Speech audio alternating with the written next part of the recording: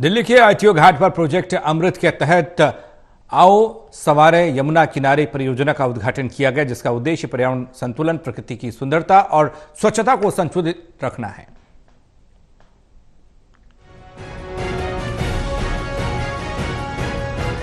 दिल्ली के आईटीओ घाट पर संस्कृति मंत्रालय भारत सरकार की पहल पर प्रोजेक्ट अमृत के तहत आओ सवारे यमुना किनारे परियोजना का उद्घाटन किया गया। प्रोजेक्ट अमृत का उद्घाटन सद्गुरु माता सुदीक्षा महाराज और निरंकारी राजपिता की उपस्थिति में किया गया। यह परियोजना 4 लाख स्वयं सेवकों की मदद से पूरे भारत में 730 शहरों, 27 राज्यों में लगभग 1500 स्थानों पर इम्प्लीमेंट की जा रही है, जिसका उद्देश्य परियोजना पर्यावरण संतुलन, प्रकृति की सुंदरता और स्वच्छता को संतुलित रखना है। मौके पर मौजूद निरंकारी फाउंडेशन के सेक्रेटरी जोगेंद्र सुखीजा ने कहा, पिछले वर्ष 26 जनवरी के दिन इस मिशन की शुरुआत हुई थी। सद्गुरु बाबा हरदेव सिंह महाराज की शिक्षा से प्रेरणा लेते हुए यह इसका दूसरा चरण है, जिसमें देश के लगभग 1600 स्थान पर सफाई की जा रही है। इसका थीम स्वच्छ जल स्वच्छ भारत है, क्योंकि यमुना लाइफलाइन मानी जाती है। सरकार प्रयास कर रही है, लेकिन सिटीजन के तौर पर जल को स्वच्छ रखने की मुहिम चलाई जाए, तब ये प्रयास और भी प्रभावी होंगे। पिछले साल हमने 26 जनवरी के दिन सतगुरु बाबा हरदेव सिंह जी महाराज की शिक्षाओं से प्रेरणा लेते हुए लगभग 1100 स्थानों में देश भर में इसको लॉन्च किया था।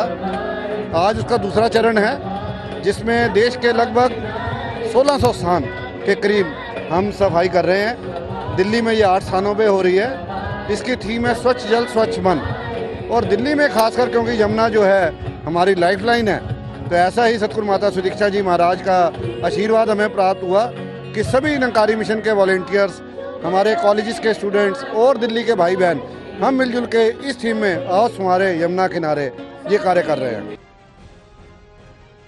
निरंकारी फाउंडेशन का केंद्र, जिसका भाव ही पानी को स्वच्छ करना है, जिसे एकजुटता के साथ ही करना होगा। इसमें न सिर्फ बड़े बल्कि बच्चों ने भी बड़ी संख्या में भागीदारी निभाई है। नदियां माँ का रूप है। पीने का पानी ही प्रदूषित होगा तो खुद को ही खतरे में डालना होगा। इसलिए जरूरी है कि हम नदियों को साफ और स्वच्छ रखें। यमुना के किनारे सफाई का ये अभियान आने वाले समय में भी जारी रहेगा।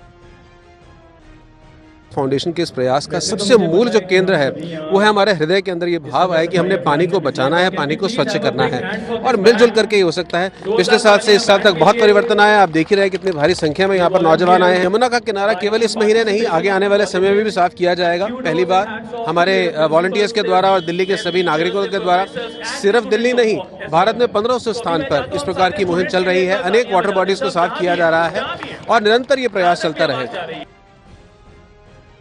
इसके अलावा पीपल बाबा ने बताया, वनव्यास प्रोजेक्ट की शुरुआत भी की गई है, जिसका उद्देश्य गांव से लेकर शहरों तक पेड़ों को लगाना और उसमें बायोडायवर्सिटी बनाकर इंसेक्ट्स को भी लाना है। खुद प्लांटिंग सिक्योरिटी की जिम्मेदारी सभी स्तर पर इसके जरिए की जा रही है। दिल्ली एनसीआर जनसंख्या ट्रांसपोर्ट का सिस्टम से प्रभावित है, जिसे बचाने के लिए यमुना और अरावली इकोसिस्टम है, जिन पर भी ध्यान दिया जा रहा है, ताकि पर्यावरण में एक बेहतर संतुलन बन सके। हम लोगों ने प्रण लिया वननेस वन प्रोजेक्ट के अंडर संत निरंकारी मिशन की जितने भी सेवा दल हैं वो भारतवर्ष में जाके अभी तक हम लोगों ने 400 से ज़्यादा पिछले 3 साल के अंदर 400 से ज़्यादा वननेस वन प्रोजेक्ट्स लगाए हैं। और इसमें हमने प्रण ये लिया है कि 3 साल तक हम उसकी सेवा करेंगे। 36 महीने 3 साल। सो वो हमारा थंब रूल है कि हम जहाँ पर भी प्लांटेशन करेंगे उसकी फेंसिंग, उसका टेक केयर, उसका पानी, उसमें खाद, उसकी प्रूनिंग, उसका रखरखाव, उसकी सिक्योरिटी, वो सारी हमारी जिम्मेदारी होगी।